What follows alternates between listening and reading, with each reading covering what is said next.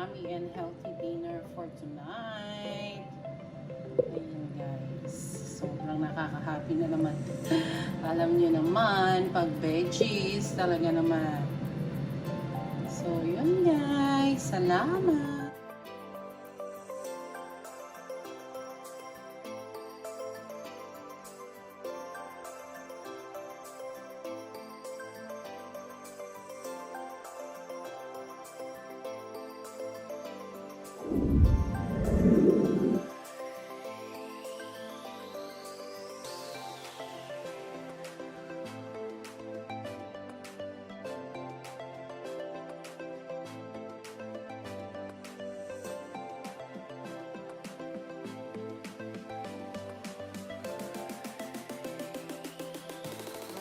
Our vlog for today. Mega love shoutout sa lahat.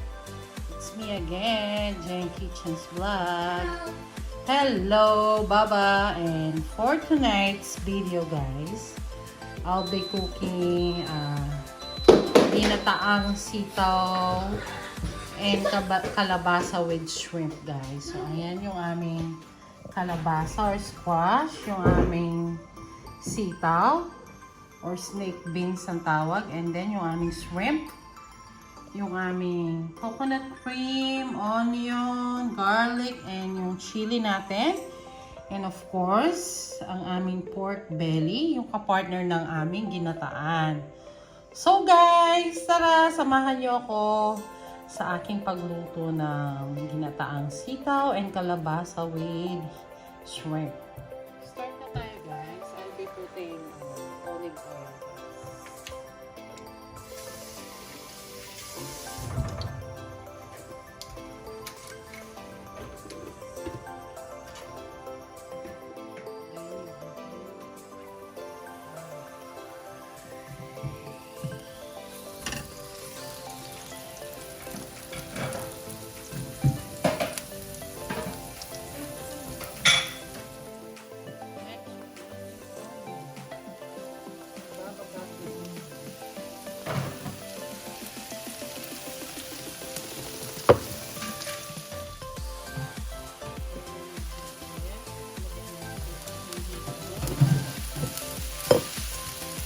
Ilagyan natin ng konting papis guys. Papis yung ginamit ko, hindi siya bagoong. Kasi ayoko yung kulay ng bagoong dito. So, magpapapis na lang tayo.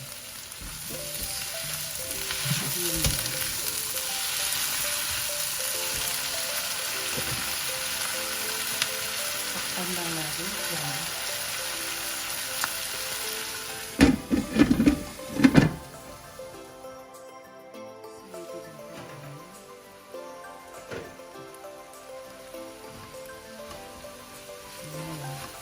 Amoy na hinipod guys.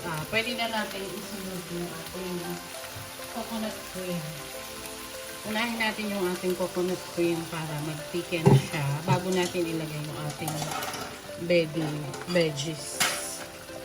Yung ating sitaw and kalabasa. Later ko na rin ilalagay yung sili para hindi siya maanghang na maanghang.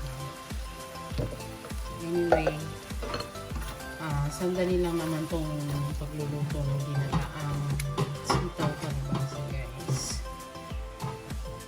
Pakukuluin lang natin ang gusto yung ating coconut cream. Balikan ko lang.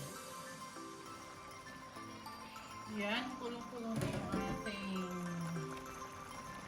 coconut cream. Pwede na natin ilagay yung ating kalabasa and sitaw guys. Pagsasabayin namin.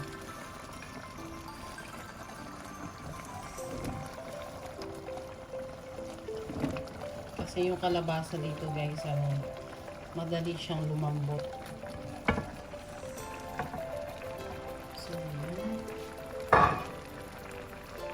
haluin lang natin. And then, papakuin natin siya.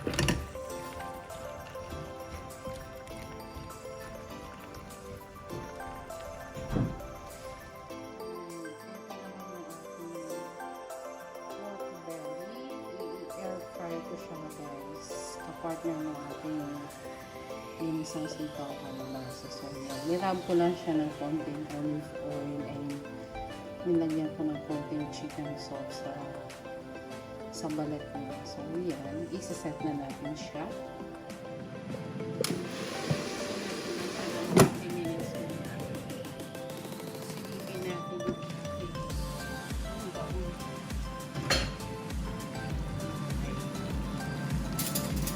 Tikman natin. Kailangan ko kayo mag-add ng chicken sauce. Di ba nag-add na ako ng patis kanina?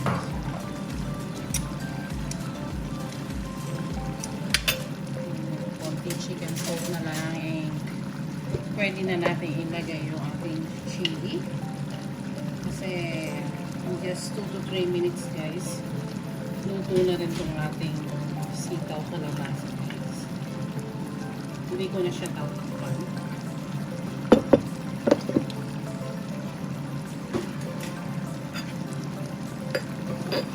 Yung ating chili.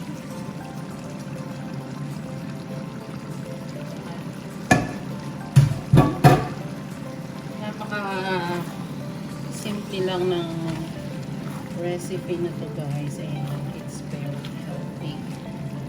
For sure yung ating mga kiddos, they're gonna like it. Yung mga anak ko kasi gusto nila yung kalabasa.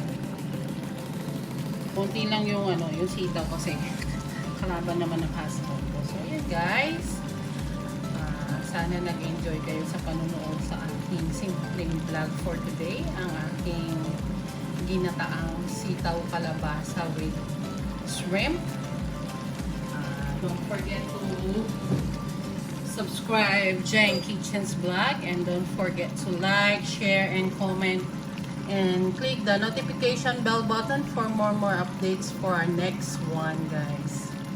So ayan na yung itsura niya. In just 2 to 3 minutes, it's all done na. Ito na yung ating ginitang sitaw kalabasa.